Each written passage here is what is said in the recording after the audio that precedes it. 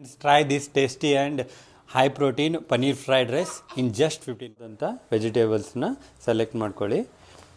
ನಾನಿಲ್ಲಿ ಈರುಳ್ಳಿ, tomato, green piece, carrot, capsicum ಮತ್ತು ಒಂದು ಚಿಲ್ಲಿ ಆದ ತಕ್ಷಣ ನಾನಿಲ್ಲಿ 1 ಟೇಬಲ್ ಸ್ಪೂನ್ ತುಪ್ಪನ ಯೂಸ್ ಮಾಡ್ತಾಯಿದ್ದೀನಿ.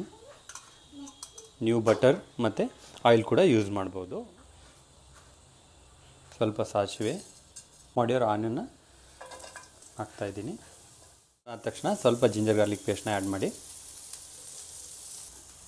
ಚಾಪ್ ಮಾಡಿರೋ ಎಲ್ಲ ವೆಜಿಟೇಬಲ್ನ ಈಗ ಪ್ಯಾನ್ಗೆ ಹಾಕಿ ಚೆನ್ನಾಗಿ ಫ್ರೈ ಮಾಡ್ಕೊಳ್ಳಿ. ನೆಕ್ಸ್ಟ್ 200 ಗ್ರಾಮ್ ಲೋ ಫ್ಯಾಟ್ ಪನ್ನೀರ್ನ ಆ್ಯಡ್ ಮಾಡ್ತಾಯಿದ್ದೀನಿ. ಈ ಥರ ಸ್ಪೈಸಸನ್ನು ಆ್ಯಡ್ ಮಾಡ್ತಾಯಿದ್ದೀನಿ. ಟರ್ಮರಿಕ್ ಪೌಡರ್, ಧನಿಯಾ powder, garam masala, magic masala, salt ಚೆನ್ನಾಗಿ ಫ್ರೈ ಮಾಡ್ಕೊಳ್ತಾ ಇದ್ದೀನಿ. 100 ಗ್ರಾಮ್ ರೈಸನ್ನ ಆ್ಯಡ್ ಮಾಡ್ಕೊತಾ ಇದ್ದೀನಿ.